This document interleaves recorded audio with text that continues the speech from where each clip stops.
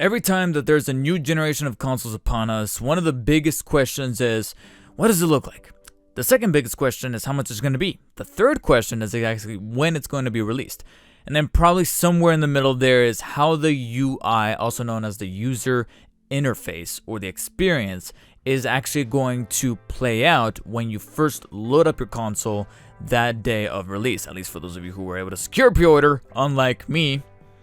So must be nice. And being that this generation is all about waiting until the last possible minute to actually unveil some of these details, PlayStation follows suit by finally unveiling how the UI for the PS5 is going to look like. Now, I originally made a reaction video to this user interface video, which ranks at about 13 minutes long. But due to some technical difficulties that I completely do not know where the source is from and why it is that they happen that way, that reaction video is just completely trash. So being that I can't really authentically react to the user interface video as I originally wanted to intend to do, I'm just going to go ahead and do a very quick summary as to how my impressions are about this user interface from my recollection. So overall, I'm actually really happy with how this user interface looks. It feels very authentic to PlayStation. It looks very consistent with how the actual aesthetic of the PlayStation UI has been with past generations, even ranging back to the PS3 with the font and the textures and the actual overall layout of some of the icons that you see. I like the square little icons with the rounded corners, but also I just love how clean and slick everything looks, because one of the big emphasis that the creators really had with this is that most of these consoles are going to be hooked up to 4K displays. That's not to say that you have to have a 4K display, but if you really want to take advantage of how this whole interface is going to take advantage of the space inside of your TV, it's all about that 4K resolution. So everything looks like it was optimized for those type of displays and that type of resolution, especially when you go into the home screen, which in my opinion was my favorite part of this video, where they showcase how everything's going to look like when you first boot up the system. You have your games up in the corner, you kind of get a sneak peek of how PS5 games are going to look amongst the home screen, as well as backwards compatibility PS4 games like they showcased there with Uncharted: Lost Legacy.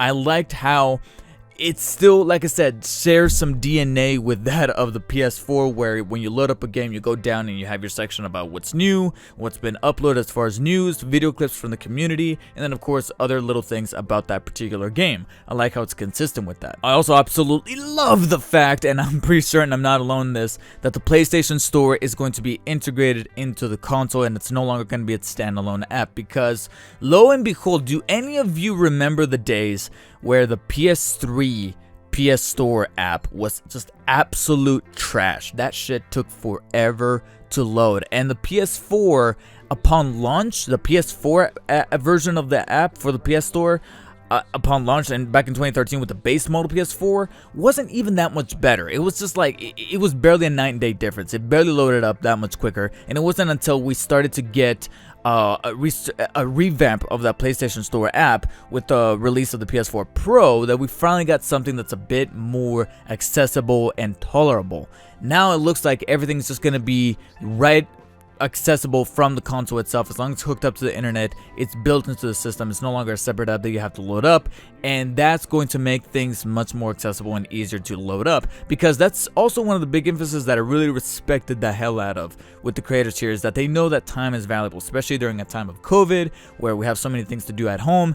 They know that us gamers, we need to be able to take advantage of this SSD, this super fast SSD, and that's pretty much what they did with the user interface, and I really enjoy that. Not only from the integration of the PlayStation Store no longer being an app, but also little features amongst the actual integration of this UI with gameplay when you're actually playing a game. The game in question they used as a demo was Sackboy: A Big Adventure, and at the beginning they showcase how it's gonna be like built into the game, because they're pretty much taking features that would normally be a game-to-game basis, and now it's gonna be kind of part of the console. And one of the ones that I can see myself taking full advantage of is letting you know how certain missions or certain chapters or sections of a game are going to take to complete as far as time is concerned. It's going to let you know that, oh, it's going to be about 10 minutes to complete this one section, and that to me is going to be very resourceful, especially because there's going to be nights where I want to get something done in a game, but I know I have to go to bed early because I have work in the morning, so I don't want to do this giant mission that's going to take up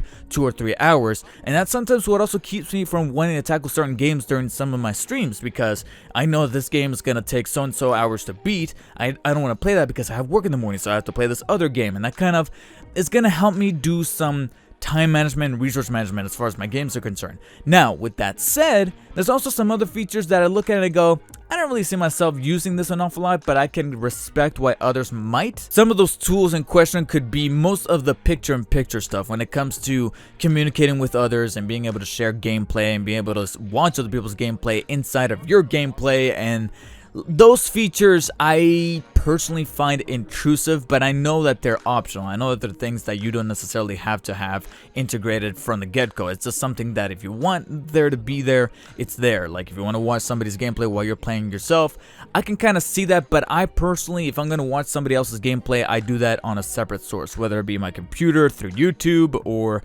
it's my tablet or my phone or something. I just don't want it to be inside of the console. Now, there's one little elephant in the room that we do have to tackle here, and that is that you can retroactively watch somebody's gameplay as they're playing it, and that could play into some people's paranoia. That's already being stemmed right now with the recent update, where now PlayStation is going to be able to listen into people's party chats to be able to moderate hate speech and you know, intolerances and stuff like that.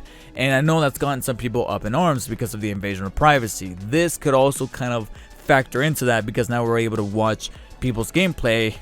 Who's to say that they're watching other things, you know what I mean? So that's a very fine line that PlayStation's gonna have to walk. I personally don't care as far as the gameplay is concerned, and plus I don't really use my PlayStation to search up things like that anyway. You know, I'm a normal person. I like to watch educational videos on my actual computer, so I don't, you know, I don't really face that issue. But if there was one aspect of the moderation of this gameplay that I do respect, and I hope that they do a good job of really polishing the whatever kind of AI that they're using, and what kind of, you know, algorithm or program that they're using, is the filtering of the spoilers. That's something that I can really see being essential for a gamer such as myself, where sometimes I do look up walkthroughs where I'm like, I just want to know how to beat this puzzle, but I want to avoid the stupid thumbnail that's on YouTube or this thing, because God knows that there's so many out there that are craving so much attention that they need to put a fucking spoiler in the thumbnail just to garner those views.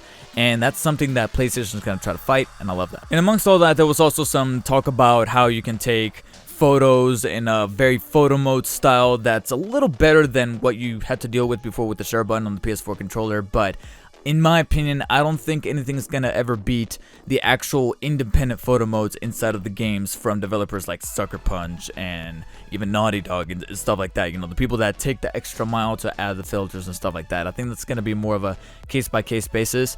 And there's also this other stuff to take advantage of the SSD, like having the game being playing in the background while you have these other things kind of going on in the foreground. But like I said, that's for people that are able to really manage their attention span in a way that I possibly can never be able to do. So for the most part, I really enjoyed what I saw out of the user interface video. I'm liking how consistent it is and how sleek it is. I see myself jumping back into this interface in a way that doesn't feel intrusive, doesn't feel problematic, and it's going to be features that I know I'm not going to really use all that much, but I can see other people do.